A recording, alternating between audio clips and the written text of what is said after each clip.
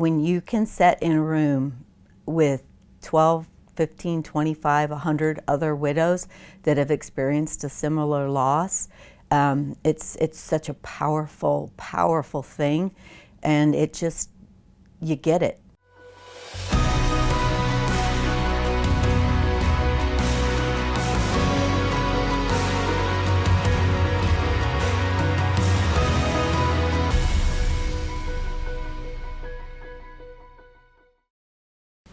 Great to connect with you. Thanks for coming out. Sure. Let's, why don't we get started with you telling me a little bit about how you got involved in cops?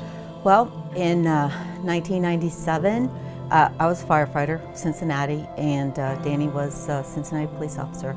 So we were the only male, female police fire in the city.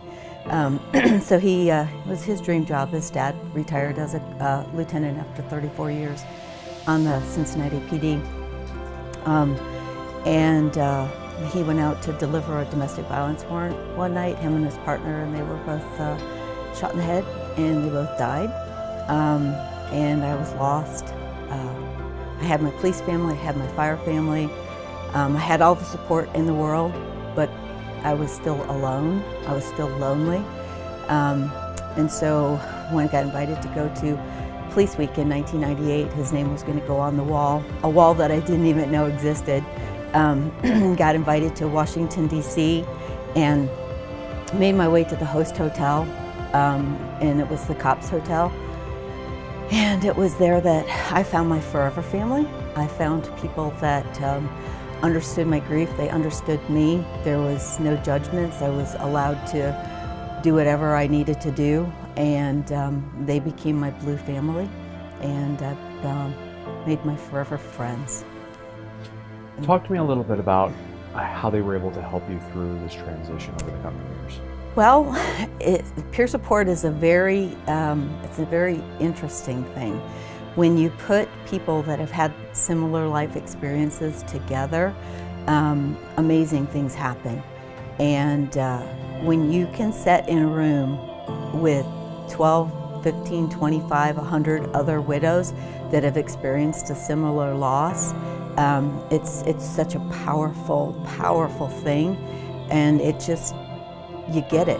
Everybody gets it, and there's no judgments, there's no, because the general population, everybody has an opinion of what you should do with your life. And the people that have walked this path, walked this journey along with us, we figure it out together. And it's a beautiful thing. What, for people who unfortunately will end up in the same position as you, as much as we don't like to think that that's going to happen, what words of advice can you give? Well, reach out to your COPS chapter. They'll reach out to you when your officer dies.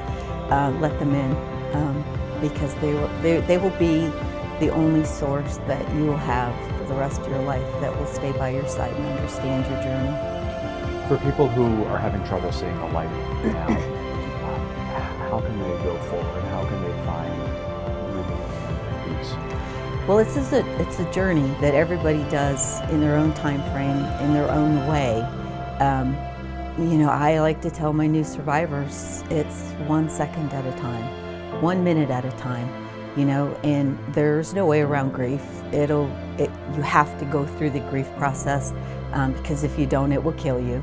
And I just tell my new survivors that just whatever you're feeling, just go with it, because it will pass. But when you get hit by those tidal waves, just let them take you out, and just ride it out, and eventually that will pass, and then as the days go on, you'll find that you have a little bit more good times, better times during the day, and those tidal waves hit less frequently. But 21 years later, I still get hit by a tidal wave every now and then.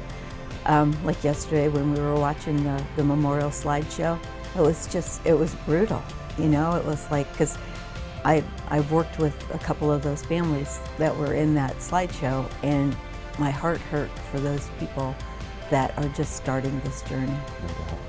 Guys, it's going to take you 2 seconds to hit the share button on this video and getting out these stories, these men and women who are being so open and willing to share them goes a very long way in helping to change the lives of others. So thank you so much for coming out and doing this. Guys, thanks for watching. Thanks for hitting that share button. God bless America.